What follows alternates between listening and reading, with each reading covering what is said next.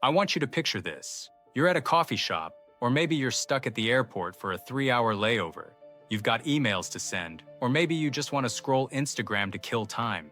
But your data signal? It's dead, 1 bar. Nothing is loading. Then you see it. The Holy Grail. A network called Free Airport Wi-Fi or Guest Access. No password required. You tap Connect.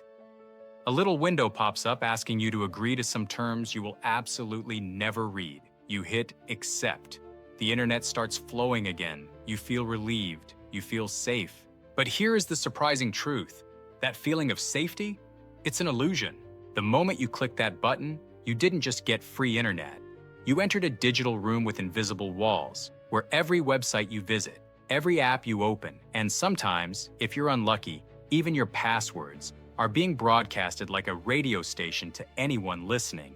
And the person listening might be the guy sitting 3 tables away, or it might be the coffee shop itself. Every day, millions of us connect to public networks without a second thought. We treat Wi-Fi like air conditioning, a basic utility that businesses provide just to be nice. But let's be real, businesses don't do things just to be nice. In the 21st century, if a service is free, you are not the customer. You are the product. Free Wi-Fi is actually a sophisticated data collection engine. It's a trade. You get 15 megabits per second of internet. They get a direct line into your digital behavior. And that's the best case scenario. The worst case scenario is that the network you just joined doesn't belong to the coffee shop at all. Today, we are uncovering what really happens to your phone when you trust a public network, why free Wi-Fi is a goldmine for hackers and advertisers, and why that little Wi-Fi icon might be the most dangerous thing on your screen. To understand the danger, we have to understand how Wi-Fi actually works. And don't worry, we're going to keep this simple. When you use the Wi-Fi in your house, you usually have to type in a password. That password does 2 things. First, it keeps your neighbors from stealing your internet. But secondly, and more importantly, it encrypts the data. Think of your data, your emails, your searches, your credit card numbers, as a postcard. On a secure home network, that postcard is put inside a locked steel box before it flies through the air to the router. Even if someone grabs it mid-air, they can't open the box. But on an open public network, the kind where you don't type in a WPA2 password, there is no box. You are literally broadcasting your digital postcards in every direction using radio waves. Anyone with a laptop and a free piece of software can sit nearby and sniff the air. They can read the postcards as they fly by. This is called a man-in-the-middle attack. They sit between you and the router. You tell the router, "I'm logging into my bank." The hacker catches it, records it, and then passes it to the router. You get to your bank so you think everything is fine, but they just made a carbon copy of your credentials. Now you might be thinking, but wait, most websites use HTTPS. They are encrypted. And you're right, that helps. But not all apps use strict encryption, and sophisticated hackers can use something called SSL stripping, which tricks your computer into using the unsecure version of a site without you noticing. But actually, the hacker in the corner is the least of your worries. Here is where most people get tricked. Let's say you're at a popular coffee chain.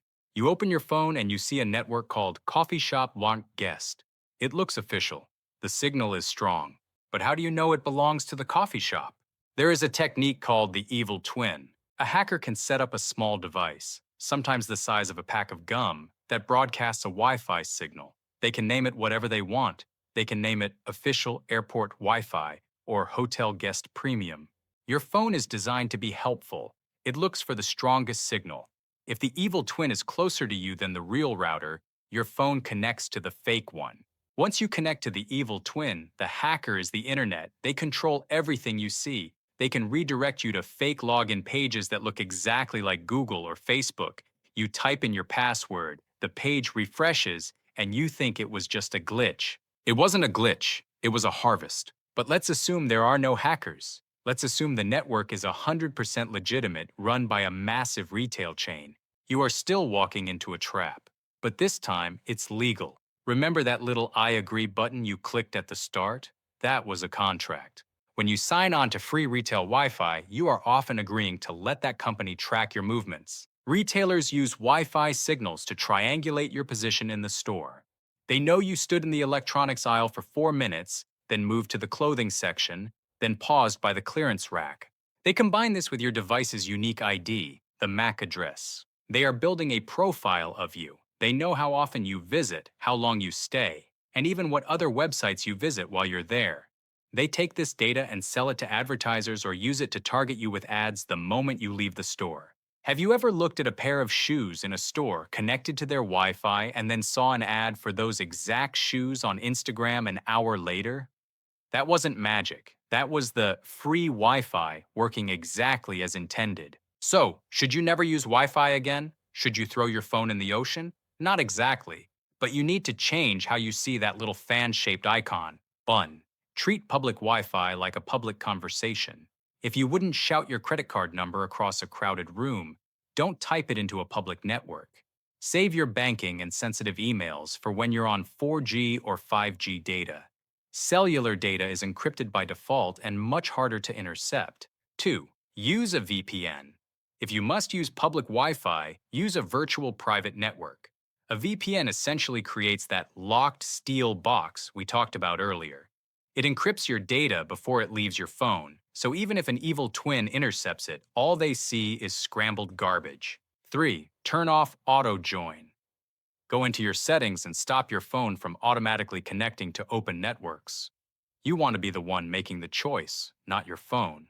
We live in a world where we crave connection. We panic when the signal drops, but sometimes the most dangerous thing you can do is connect blindly.